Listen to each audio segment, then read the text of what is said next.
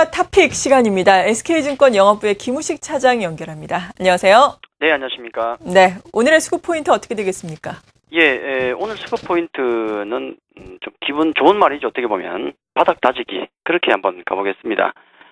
보통 지금 우리가 1800을 전후해서 상당히 좀 강한 흐름을 좀 보이고 있고 거기서 지금 바닥 다지기를 하고 있다 그렇게 보고 있습니다. 근데 우리가 지금 쉽지는 않죠. 어제 좀 급등이 나왔다가 거래량이 좀 부족하긴 했는데 또 급등이 나왔다가 오늘은 또 바로 내려앉아 버리니까 정신 못 차립니다. 지금 그런 분위기인데 이 과정이 결국은 어떤 바닥을 다지는 과정이 아닌가. 우리가 그 공사할 때 지나가다 보시지 않습니까? 아스팔트 공사할 때 어떻게 다집니까? 그냥 이쁘게 다독다독 하는 거 아니잖아요. 진동 롤러 같은 경우로 막 두드리거든요. 그렇게 바닥은 다지는 겁니다. 진동과 시간이, 변동성과 시간이 필요한 겁니다. 자, 그 부분은 어쩔 수가 없다. 그렇게 말씀을 좀 드리겠고요. 어쨌든 이 과정 속에서 우리가 해야 될 것은 무엇인가? 바닥 다지기 이후에 뭔가 벌어질 일, 거기에 대한 대비를 해야 되지 않겠습니까? 어제 외국인 잠깐 좀 매수가 들어와서 좀 반가웠었는데 200억 정도 전후니까 금액도 좀 아쉽고 또 연속성도 필요한데 오늘은 다시 매도가 나오니까 좀 아쉬운 부분이 있습니다만은 최소한 어제는 외국인들이 힘의 균형을 한번 봤었다. 나름대로 의미는 있겠죠. 특히나 좀 최근에 이제 수급적으로 기관들 같은 경우가 펀드 쪽으로 돈이 계속 들어옵니다. 자, 이 부분 굉장히 중요하고 단기적인 약발이 대단히 센 기관들 또 매수 여력이 쌓이고 있는 기관들 어디로 가고 있는지 오늘은 그 부분을 좀 살펴보겠습니다. 결국 이 부분은 바닥을 다진 이후에 시장이, 업종이, 종목이 어디로 갈 것인가를 한번 보기 위해서입니다. 제가 그림 하나를 좀 보여드릴 텐데요. 기관이 최근에 업종별로 볼 때 어떻게 움직이고 있는가를 보여드리겠습니다. 이게 작년 7월 정도부터 해서 작년 7월이니까 8월이면은 그때 작년 폭락을 할 때였죠. 8월 폭락이 있고 작년 7월부터 해서 지금까지 업종별로 기관이 어떤 종목을 많이 매수를 했는가 누적 순매수를 얘기하는 겁니다. 누적 순매수. 자, 가장 특징적인 것은 역시 단연 돋보이는 건 이 부분이죠. 전기 전자 업종 가장 탑입니다. 작년 한 해 동안 작년 말부터 해서 계속 매수를 해왔다가 지금까지도 잠깐 매도는 했지만은 지금까지도 누적 매수세를 이어가고 있는 업종 거의 유일한 업종이 아닐까요? 바로 전기 전자 업종입니다. 삼성전자가 여기 아마 포함이 되겠죠. 당연히 포함이 되겠죠. 이게 가장 큰 특징이 되겠고 두 번째 특징 같은 경우는 올 한 해 2012년 들어서부터 해서 강한 강세를 보이고 있는 제가 한 3개월 전부터 계속 말씀드렸던 게 바로 운수장비, 자동차죠. 한 1월, 2월 정도부터 해서 집중적인 매수를 하고 있는 게 바로 운수장비입니다. 잠시 지금 주춤 좀 하고 있지만은 누적 매수 추세는 이어지고 있더라. 자, 이게 가장 큰 특징이 되겠고 세 번째는 나머지 업종은 사실은 별로 없어요. 추세가 별로 없는데 나머지 업종 하나. 자, 화학 업종이 급격하게 매도를 하다가 한 5월, 4월 말 정도부터 해서 돌아서더라. 반등을 하고 있더라. 자, 이 부분 상당히 중요하죠. 자, 이걸 통해서 우리가 알 수 있는 것은 몇 가지가 있는데 첫째 하나는 절대로 이 주도주 그러니까 우리가 전기전자라든지 자동차 쪽 같은 경우 수급 계속 이어지고 있지 않습니까? 이쪽을 끈을 놓으면 안 되겠다는 게 굉장히 중요한 거고요. 또 하나는 화학주 같은 경우도 지금 낙폭과대주의 대표 종목 아니겠습니까? 자, 이 종목 기관들이 밑에서부터 계속 들어오고 있습니다. 자, 이런 것 해서 주도주와 낙폭과대주 두 종목 모두를 우리는 다 봐야 된다는 것이고 특히 중요한 것은 기관들 같은 경우 제가 수급 말씀드릴 때 단기적인 흐름을 쫓는다고 많이 말씀을 드렸지 않습니까? 그럼에도 불구하고 몇몇 업종 같은 경우는 지속적으로 추세적인 매수를 보이고 있더라. 아까 전기전자와 자동차 쪽. 자, 이런 쪽 같은 경우는 특히나 우리가 좀 유념해서 봐야 될 종목이 아닌가. 그래서 지금 기관들 같은 경우도 충분히 우리가 참고할 부분이 많기 때문에 긴 흐름을 보더라도 이 기관들 전기전자라든지 운수장비 자 이런 업종 같은 경우는 모아나간다는 어떤 개념으로 보시면 좋지 않을까. 그렇게 말씀을 드리겠습니다. 네. 오늘의 수급 포인트 바닥 다지기라고 말씀해 주셨네요. 3일 연속 또 거래 대금 자체도 3조 원대를 형성하고 있다는 것도 바닥 다지기의 신호 중에 하나가 아닌가 싶은데요. 이런 가운데서도 전기전자와 화학주 관심을 가져야 한다라고 해주셨습니다.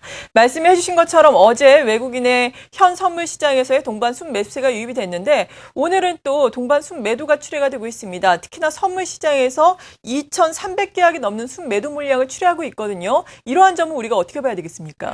참 아쉬운 부분이죠. 어제 현선물 또 공이 오랜만에 정말 19일 만에 매수가 들어와서 어떤 변화의 조짐일 수도 있지 않을까 뭐 조심스럽게 얘기는 나왔죠. 그 부분 때문에 프로그램 매수 오늘 같은 경우는 또 역으로 프로그램 매도가 지금 쏟아져 나오는 흐름. 자, 이런 흐름들 아마 당분간 어떤 외국인의 선물 어떤 플레이에 우리가 놀아날 수밖에 없는 왜냐하면 기초 체력 자체가 약하기 때문에 이런 흐름들은 당분간 좀 나올 수밖에 없다. 변동성 자체를 시장도 불안하지만은 수급도 아직은 불안합니다. 바닥 다지기 구간이라 그렇게 좀 생각하시고 그러려니 하고 보시는 게 좋습니다. 안 그러면 스트레스 때문에 매매 못합니다. 그렇게 좀 보시면 좋을 것 같고 오늘 외국인들 전반적으로 좀 매도가 나오고 있죠. 600억 현물 매도, 선물도 나오고 있지만은 또 매도가 나옵니다. 완전히 끝나지 않았음을 보여주고 있는 거죠. 업종별로 본다 그러면 대부분 업종을 매도를 하고 있는데 금융이라든지 전기전자, 원수, 창고, 또 화학업종까지 해서 또 매도가 나오고 있습니다. 반면에 이제 원수 장비 정도에서 매수가 들어오는데 원수 장비 그러면은 자동차와 조선이죠. 자, 그 두 쪽입니다. 아주 극단적인 낙폭과대주와 정점에 있는 종목군, 그 종목군에 해당이 되는데 종목을 놓고 보니까 낙폭과대 종목입니다. 자, 현대중공업이라든지 매수를 하고 있고 삼성중공업, 삼성중공업도 수급이 상당히 좋은데 단기적으로 많이 빠졌죠. LG디스플레이 역시 급락 종목 아니겠습니까? 또 현대모비스, 삼성전기 등등에서 낙폭과대주로의 어떤 매수는 상당히 많이 들고 있더라. 외국인들 지난번에 말씀드렸죠. 쌀 때 사더라. 쌀 때 사더라 해서 누가 사줄 때 그때 팔더라는 겁니다. 쌀 때 사고 있습니다. 그 부분을 꼭 참고하시는 게 좋지 않을까 그렇게 말씀드리겠습니다. 네, 기관의 매매 동향까지 짚어주셨는데, 외국인의 매매 동향 짚어주셨는데요. 기관 같은 경우에는 단기적으로 접근할 때 참 많이 참고를 하면 좋을 것이다라고 말씀해 주셨는데, 기관의 매매 동향 오늘은 어떻습니까?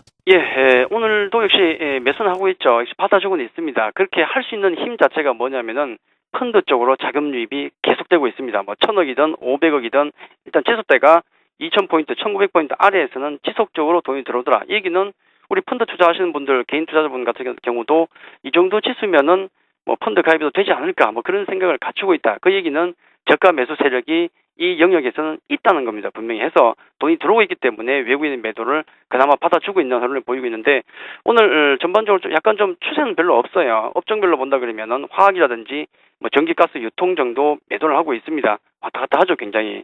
또 반면에 매수하고 있는 업종을 보니까 철강, 운수 장비, 금융, 전기, 전자 등등을 매수하고 있는데 추세가 대부분 업종이 없어요. 반면에 지금 전기, 전자, 운수 장비라든지 화학업종 같은 경우는 하루 보고 모르죠.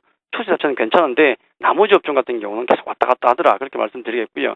매수 종목을 놓고 보니까 LG 디스플레이 역시 잡히고 있고 낙폭과대죠. SK 하이닉스 같은 종목 이것도 역시 2, 4분기와 3, 4분기 이후의 여팡 또 실적 같은 경우 굉장히 기대를 하고 있는데 급락이 나왔었죠. 낙폭과대주. 현대제철도 마찬가지고 대우조선 해양 역시 조선주 많이 빠진 종목. 자, 이런 낙폭과대주에 대한 어떤 매수세 같은 경우가 선별적으로 좀 들어오고 있더라. 그렇게 기관 역시 정리해 드릴 수 있겠습니다. 네. 그리고 앞서서 종목별 전략을 간단하게 좀 모아 나가야 할 때다라고 말씀해 주셨는데, 개인 투자자 입장에서 투자 전략보다 자세하게 짜주시죠. 예, 매일 전략 자체가 바뀔 수는 없습니다. 저는 네. 거의 전략 자체가 똑같이 그냥 흘러가고 있는데 지금은 어떤 시간에 대한 투자라고 생각하고 좀 여유를 가지고 보시는 게 좋습니다.